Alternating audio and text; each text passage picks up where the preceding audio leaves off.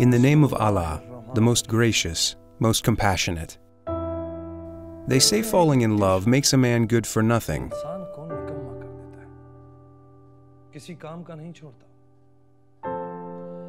Is this analogy true, or is it merely a myth? We will discuss this soon. But first, we will listen to today's story.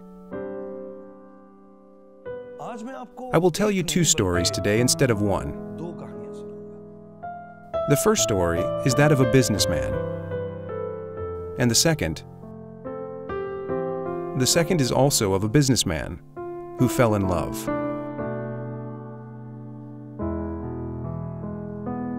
This true story is centuries old, when people rented camels and horses for their journeys.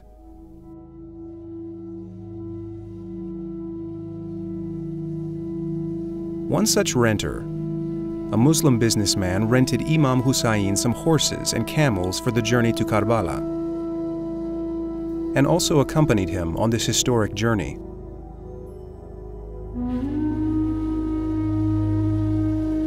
He was aware that Imam Hussain is that person for whom his grandfather, Prophet Muhammad, would stay in the prostrating position when he climbed his shoulders during prayer.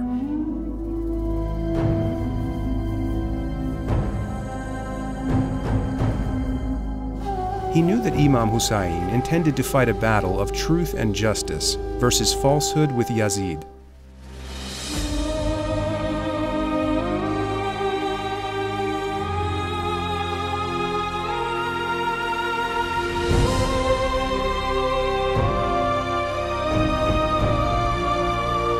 Despite knowing all this, when the day of Ashura arrived, he saw Muslims being butchered, saw them laying their lives for Islam, saw the skies and sand redden with the blood of martyrs. He quickly demanded his money. Instead of joining hands with the Imam, the unfortunate renter said he feared that Imam Hussain wouldn't make it out of the battlefield alive, and thus he should be paid forthwith. Imam Hussain got off his horse and paid him more than the due amount. The renter took his camels, horses, and dinars and left the Imam. Despite being a Muslim, he didn't answer the call of the grandson of the Prophet.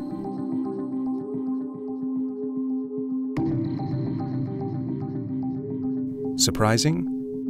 Very surprising. The renter decided to do nothing. Most people become paralyzed under such situations, or I'd rather say they choose to be paralyzed. Except for lovers. The reaction of a lover is unique indeed. Our second story is of a Christian businessman who fell in love.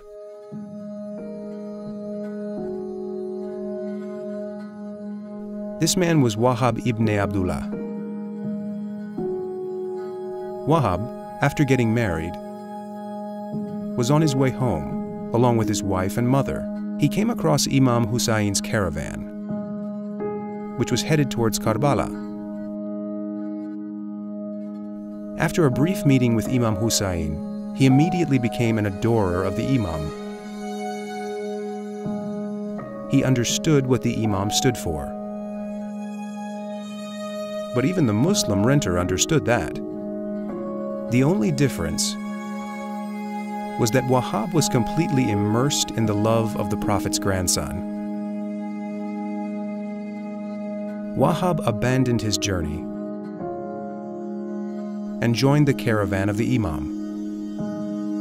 Not only that, he even left his religion and became a Muslim at the hands of Imam Hussain.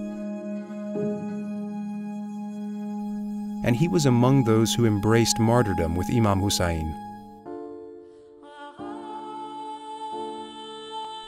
His wife was one of the first women who were martyred by the Yazidis. While she was sitting with her husband's corpse, congratulating him on his martyrdom. Those who were strangers a while back became winners after being immersed in love. They won Jannah from the chief of Jannah. They stood victorious in front of the Master of the Day of Judgment. They won the heart of the Master's beloved. What more could one ask for? And the one who was without love met a despicable end.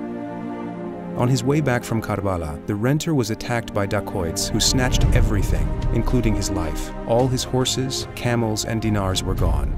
The things that he abandoned Imam Hussain for did not benefit him in any way. How close he was to his goal. And yet, he chose the fire of hell. Without love, we are paralyzed, blind. Nay, we are dead. And with love, we travel the distance of decades within minutes, however far the goal may be. Whoever has done any work worth mentioning has done so out of love. The deeper the love, the bigger the work.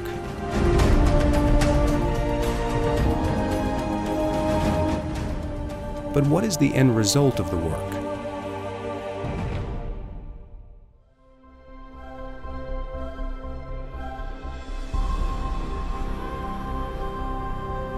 Not every big work leads to good. The self-loving Yazid and Satan too did so-called big work. But what was the outcome? Fire.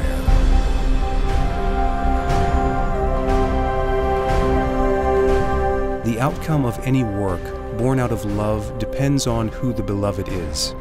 The outcome is what the beloved wants it to be.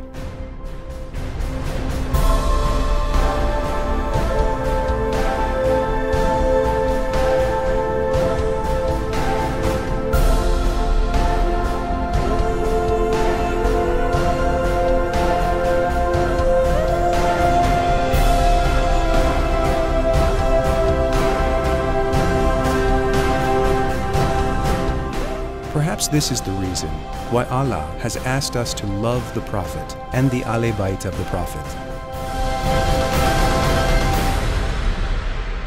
O Allah, shower your peace and blessings upon Muhammad and the pure progeny of Muhammad.